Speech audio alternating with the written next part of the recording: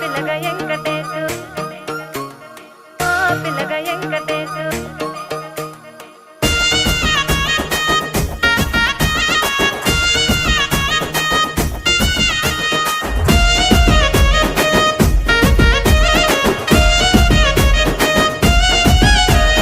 సిద్ధిరాల మనసు నాది చిన్నగా పోతుంటావో చూడక పోతుంటావో ఇంట్లో చిన్నదాన్ని నేను సిద్ధిరాల